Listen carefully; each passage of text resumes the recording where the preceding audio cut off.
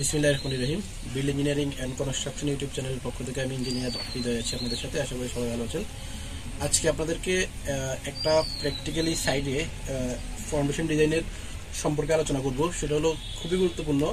সবাই অনেক সময় জিজ্ঞেস করে যে ফাউন্ডেশন ডিজাইন করার জন্য 1, 2 তলা 3 তলা বা 4 তলা মানে শ্যালো ফাউন্ডেশন ডিজাইন করার জন্য বা মানে অগভীর ভিত্তি যেটাকে আমরা বলি, কত ফিট মাটি কাটতে হবে। ঠিক আছে, তো সেটা আমি দেখিয়ে দিচ্ছি। এটা বিএনপিসিতে আছে, আমি বিএনপিসির আলোকে বলতেছি, আপনাদেরকে আমি রেফারেন্সটা ভিডিওর মধ্যে অ্যাড করে দিব। সেটা হলো যদি আমাদের মাটিটা যদি কোহেসিভ সয়েল হয়, হ্যাঁ, কোহেসিভ মানে হলো কাদা মাটি টাইপের, মানে কাদা মাটি কিন্তু স্ট্রিপ সয়েল হয়তো হইতে পারে, তাহলে সেখানে আপনার 1.5 মিটার বা 1.5 মিটার বা 5 ফিট মাটি কাটতে হবে কমপক্ষে। আর যদি কোহেশন লেস অর্থাৎ যদি বালি মাটি হয় তাহলে সেক্ষেত্রে 2 মিটার বা 6 ফিট মাটি কাটতে হবে। ঠিক আছে, তো দেখেন এই হাইটটা হিসাব করবেন কোথা থেকে। হ্যাঁ, যে আমি যে 5 ফিট বা 6 ফিট কাটবো, হ্যাঁ, আমার যদি বালি মাটি হয় তাহলে আমি 6 ফিট কাটবো, আর যদি কাদা মাটি হয় তাহলে 5 ফিট কাটবো মাটি, মানে মিনিমাম, এটা কি মিনিমাম, এটা হলো মিনিমাম। আর আপনার সয়েল টেস্ট রিপোর্ট থেকে আপনার যদি মানে শক্ত মাটি পাওয়ার জন্য যতটুকু লেভেলে যাওয়া লাগে সেটা আপনাকে দিতে হবে মেইনলি। তো মিনিমাম আমি যেটা বলছি এটা মিনিমাম বিএনপিসিতে আছে, আপনাদেরকে রেফারেন্সটা আমি দেখিয়েছি। তো এটা হিসাব করতে হবে লেভেলটা কোথা থেকে। এটা এক্সিস্টিং গ্রাউন্ড লেভেল থেকে। এই যে দেখেন, এই যে এটা হলো এক্সিস্টিং গ্রাউন্ড লেভেল। হ্যাঁ, এই এক্সিস্টিং গ্রাউন্ড লেভেল এইখান থেকে একদম আমার মাটির তল ইয়ে পর্যন্ত, মানে ফাউন্ডেশনের বেড মানে ফুটিংটা যেখানে বসবে তার নিচ পর্যন্ত, হ্যাঁ, এইটা হবে মিনিমাম। যদি বালি মাটি হয় তাহলে 6 ফিট, মানে কোহেশন লেস সয়েল হলে।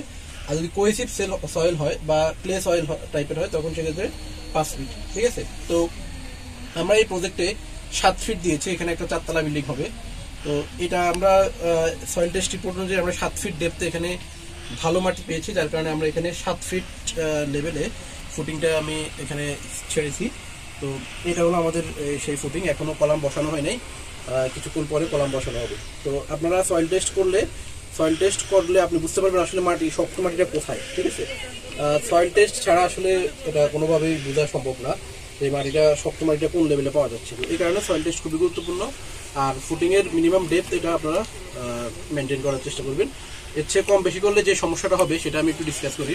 সেটা হলো যদি 5 ফিটের কম করা হয়, অনেকে গ্রাম মানে লোকাল এরিয়ার মধ্যে, মফস্বল শহরের মধ্যে বা মফস্বল এরিয়ার মধ্যে 4 ফিট 4.5 ফিটের গুলো দেয়। তো সেটা করলে যে সমস্যা সেটা হলো বিল্ডিং এর যে ওভার টার্নিং এর একটা ইফেক্ট থাকে, মানে ওভার টার্নিং বলতে উল্টে পড়ে যাওয়ার একটা চান্স থাকে, সেটা হওয়ার পসিবিলিটি আছে যদি আপনি 5 ফিটের কম দেন। হ্যাঁ, এটা ওভার টার্নিংটা কেন হইতে পারে সেটা হলো যখন আপনার ঘূর্ণিঝড় অনেক স্পিডে, ঘূর্ণিঝড়ের সময় বাতাস প্রবাহিত হয়, তখন বিল্ডিংটা যদি স্লেন্ডার হয় মানে অনেক চিকন এবং লম্বা, তাহলে সেক্ষেত্রে বিল্ডিংটা ওভার টার্ন করতে পারে। অথবা যদি আপনার আর্থকোয়াক অনেক বড় মাত্রার আর্থকোয়াক হয়, তখন যদি আপনি ফাউন্ডেশন গভীরতা কম দেন তাহলে সেক্ষেত্রেও এটা ওভার টার্ন করতে পারে।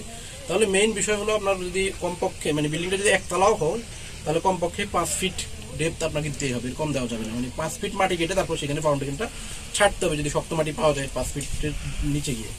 ঠিক আছে, তো এই হচ্ছে ফাউন্ডেশনের মিনিমাম যে মানে কত ফিট আমি মাটি কেটে ফুটিংটা ছাড়বো বা বেসটা ছাড়বো তার হলো হিসাব নিকাশ। এটা হলো মিনিমাম। আর এমনিতে সয়েল টেস্ট থেকে যেটা আসবে সেটাই আপনাদের দিতে হবে।